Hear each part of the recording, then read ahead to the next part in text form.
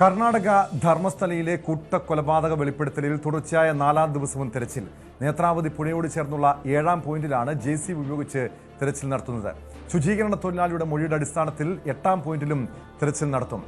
6ാം പോയിന്റിൽ തലയോട്ടിയടക്കം കണ്ടെത്തിയതോടെ ശുചീകരണ തൊഴിലാളി പറഞ്ഞ സ്ഥലങ്ങളിൽ തെരച്ചിൽ കൂടുതൽ ഊർജിതമാക്കാനാണ് പ്രത്യേക അന്വേഷണ സംഘത്തിന്റെ തീരുമാനം. ധർമ്മസ്ഥലയിൽ നിന്ന് KV ബൈജു ചേരുന്നുണ്ട്. ബൈജു, ഇന്നലെയാണ് ഈ കേസുമായി ബന്ധപ്പെട്ട് ഏറ്റവും നിർണായകമായിട്ടുള്ള ഒരു തെളിവ് ലഭിച്ചത്. അതായത് 6ാം പോയിന്റിൽ നിന്നും ചില അസ്ഥികൂടങ്ങൾ കണ്ടെത്തുന്നു.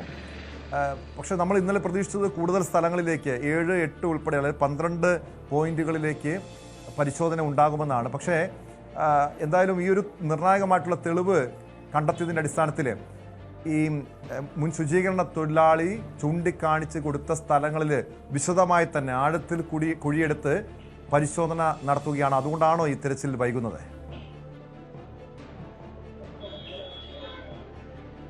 തീർച്ചയായും അങ്ങനെ തന്നെ പറയേണ്ടി വരും ടോം. ഇപ്പോൾ 7ലെ പരിശോധന ഏകദേശം പൂർത്തിയായി.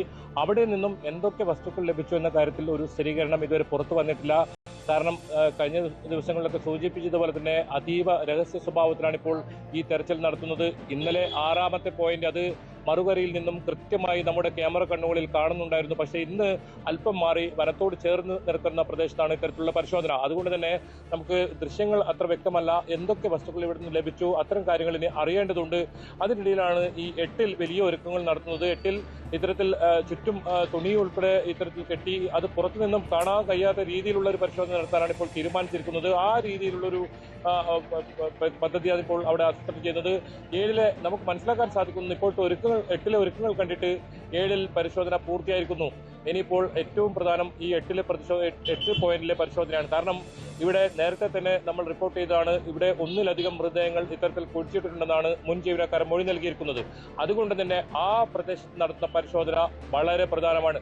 അതോടൊപ്പം ഏറ്റവും പ്രധാനം 23 വർഷങ്ങൾക്ക് മുൻപ് ഇവിടെ കാണാതായ അനന്യ ഭട്ടിന് രൂപസാദൃശ്യമുള്ള ഒരു പെൺകുട്ടിയെ ഇവിടെ കുഴിച്ചിട്ടതായി ശുചീകരണ തൊഴിലാളിയുടെ ഒരു മൊഴിയുണ്ട്.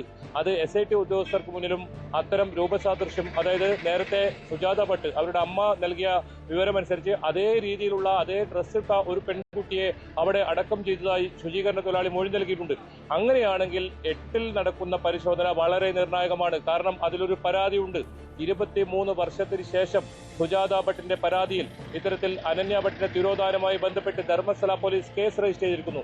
ആ കേസ് ഇപ്പോൾ SITക്ക് കൈമാറിയിരിക്കുന്നു.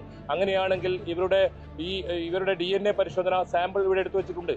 ഈ കിട്ടുന്ന ഏതെങ്കിലും വസ്തുക്കൾ ഇവിടുന്ന് ലഭിക്കുകയാണെങ്കിൽ ആ വസ്തുക്കളുമായി DNA പരിശോധന ഫലം ഒത്തുനോക്കാം. അങ്ങനെയാണെങ്കിൽ കേസിൽ വലിയ വഴിത്തിരിവുണ്ടാകും. കാരണം ഒരു പരാതിയുള്ള ഒരാളാണ് സുജാത ഭട്ട്. അവരുടെ മകൾ ഇവിടെ ഉണ്ടോ? അത് കഴിഞ്ഞ ദിവസങ്ങളിലൊക്കെ ആ അമ്മ പറയുന്നുണ്ടായിരുന്നു, എൻ്റെ മകൾ ഇവിടെ കൊല്ലപ്പെട്ടു, ഈ പ്രദേശത്ത് എവിടെയുണ്ട്, അവരുടെ അസ്ഥിയെങ്കിലും എടുത്തു തരൂ, അന്ത്യകർമ്മം ചെയ്യാനെന്നാണ്. ആ അമ്മ ഇപ്പോഴും ധർമ്മസ്ഥലയിൽ തന്നെയുണ്ട്.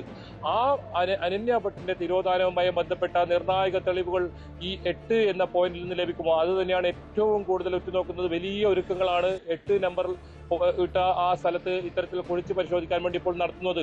തോന്നുന്നു നമുക്ക് മനസ്സിലാക്കാൻ സാധിക്കുന്നത് ഉച്ചഭക്ഷണത്തിന് ശേഷം അവിടെ പരിശോധന നടത്താനാണ് തീരുമാനമെന്നാണ്. ഇപ്പോഴും 7ലെ പരിശോധന നടന്നുകൊണ്ടിരിക്കുന്നു. അതിന്റെ അവസാന ഘട്ടത്തിൽ എത്തിയിരിക്കുന്നു എന്നാണ് നമുക്ക് മനസ്സിലാക്കാൻ സാധിക്കുന്നത്. 7ലേക്ക് ഇപ്പോൾ JCB ഉൾപ്പെടെ അവിടെ എത്തിച്ചിരിക്കുന്നു. അതായത് ചെറിയ JCB ഉപയോഗിച്ച് അവിടെ പരിശോധന നടത്തുന്നു. കഴിഞ്ഞ ദിവസങ്ങളിലൊക്കെ തൊഴിലാളികളെ ഉപയോഗിച്ച് ഇത്തരത്തിൽ മണ്ണ് നീക്കിയ പരിശോധനയാണെങ്കിൽ ഇന്നലെ വളരെ വേഗത്തിൽ പരിശോധന നടത്താൻ വേണ്ടി, വളരെ ആഴത്തിൽ പരിശോധന നടത്താൻ വേണ്ടി ഇത്തരത്തിൽ JCB ഉൾപ്പെടെ എത്തിച്ചാണ് പരിശോധന നടത്തുന്നത്. എന്തായാലും അല്പസമയത്തിനകം തന്നെ ഈ 7ൽ നിന്നും എന്തെങ്കിലും ഇത്തരത്തിൽ വസ്തുക്കൾ, അതായത് ഇന്നലെ ലഭിച്ചതുപോലെ 6ാം നമ്പറിൽ ലഭിച്ചതുപോലെ മനുഷ്യന്റെ ഏതെങ്കിലും അസ്ഥികൂടം ഉൾപ്പെടെയുള്ള വസ്തുക്കൾ അവിടുന്ന് ലഭിച്ചിട്ടുണ്ടോ? അത് തന്നെയാണ് ഏറ്റവും പ്രധാനമായ ഉയർന്ന ചോദ്യവും. അതാണ് SITയുടെ ഭാഗത്ത് നിന്നും ഏതെങ്കിലും തരത്തിൽ അന്വേഷണവുമായി ബന്ധപ്പെട്ട ഒരു കാര്യങ്ങളും പുറത്ത് പറയുന്നില്ല. അത് DGP കർശന നിർദ്ദേശം നൽകിയിട്ടുണ്ട്. ഇവിടെ നടക്കുന്ന, അതായത് ഇപ്പോൾ നടക്കുന്ന പരിശോധനയുമായി ബന്ധപ്പെട്ട ഒരു കാര്യവും മാധ്യമങ്ങളോട് പങ്കുവെക്കരുത്, അതല്ലെങ്കിൽ പുറത്ത് അറിയരുത് എന്ന് തന്നെയാണ് നിർദ്ദേശം. കാരണം ഏതെങ്കിലും തരത്തിൽ ഇപ്പോൾ വലിയ തോതിൽ വാർത്ത തീർച്ചയായും അത് ഒരു രഹസ്യ സ്വഭാവം തന്നെ ഒരു പക്ഷേ അന്വേഷണത്തിൽ അനിവാര്യമാകും. ബൈജു, നമുക്കറിയാം, കാരണം ഇന്നലത്തെ ദിവസം അന്വേഷണ സംഘത്തെ സംബന്ധിച്ച് ഏറെ നിർണായകമായിരുന്നു. പക്ഷെ ഇവിടെ 2ാം ദിവസം നടത്തിയ പരിശോധനയിൽ അന്ന് നമുക്കറിയാം ഒരിടത്ത് പരിശോധിച്ചപ്പോൾ ഒരു ചുവപ്പ് നിറമുള്ള blouse, ATM card, Aadhaar card എന്നിവയൊക്കെ അവിടെ നിന്ന് കണ്ടെത്തിയതാണ്. പക്ഷെ അത് ഒരുപക്ഷെ ആദ്യത്തെ ഒരു 5 സ്പോട്ടുകളിൽ നിന്ന് ഒന്നും കണ്ടെത്താതെ വന്നപ്പോൾ അന്വേഷണ സംഘം അത്ര കാര്യമായി അല്ലെങ്കിൽ ഗൗരവത്തിൽ ഒരുപക്ഷെ ഇയാളുടെ വെളിപ്പെടുത്തലിനെ എടുത്തു കാണില്ലേ? അങ്ങനെയെങ്കിൽ ആ ബ്ലൗസ് ഉൾപ്പെടെ കണ്ടെത്തിയ സ്ഥലത്ത്, പ്രത്യേകിച്ചും അതൊരു സ്ത്രീയുടെ ആണെന്ന് സ്വാഭാവികമായി മനസ്സിലാക്കാൻ കഴിയും. അങ്ങനെയെങ്കിൽ അവിടെ ഒരു മൃതദേഹം കുഴിച്ചിട്ടുണ്ടാകുമോ? അവിടെ വിശദമായി തന്നെ ആഴത്തിൽ കുഴിയെടുത്ത് വീണ്ടും പരിശോധന നടത്താനുള്ള സാധ്യതയുണ്ടോ?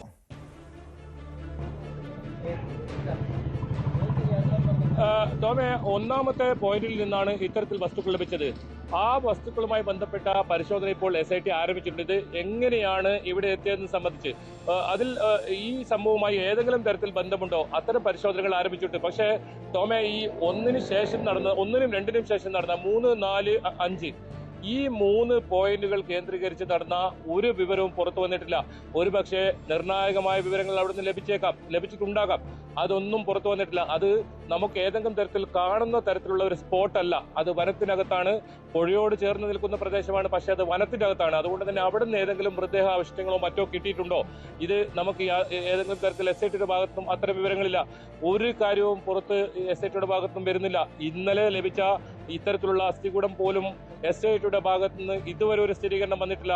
അത് കൃത്യമായ ശാസ്ത്രീയമായ രീതിയിലുള്ള അന്വേഷണം നടത്തി ഏറ്റവും ഒടുവിൽ അത് ഏതെങ്കിലും തരത്തിൽ പുറത്തു പറയാം എന്ന് തന്നെയാണ് SIT തീരുമാനിച്ചിട്ടുള്ളത്. കാരണം ഇത് അസ്ഥികൂടം കണ്ടെത്തുക മാത്രമല്ല ഇതിൽ പ്രധാനം, ഇതാരാണ് ഇവരെ കൊണ്ട് ചെയ്യിപ്പിച്ചത്, ഇതിന് പിന്നിൽ ആരൊക്കെയുണ്ട്, എത്ര ഉന്നതരായ ആളുകൾ ഇതിന് പിന്നിലുണ്ട്, അതെല്ലാം പുറത്തു വരേണ്ടിയിരിക്കുന്നു.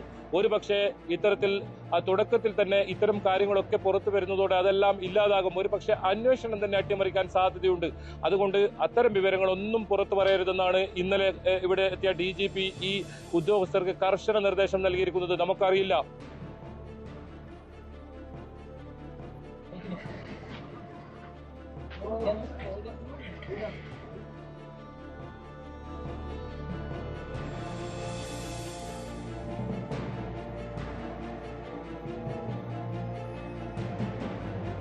യെസ്,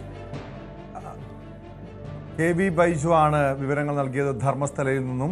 ഇപ്പോൾ 7ഉം 8ഉം പോയിന്റുകളിലാണ് പരിശോധന നടക്കുന്നത്. 6ാം പോയിന്റിൽ നിന്നും ഇന്നലെ കണ്ടെത്തിയ അസ്ഥികൂടമാണ് ഈ കേസിൽ മുൻ ശുചീകരണ തൊഴിലാളിയുടെ വെളിപ്പെടുത്തലിൽ ഏറ്റവും നിർണായകമായത്. ഇനി ഒരുപക്ഷെ ഇനിയുള്ള ദിവസങ്ങളിലെ പരിശോധന അതിനിർണായകമാണ്.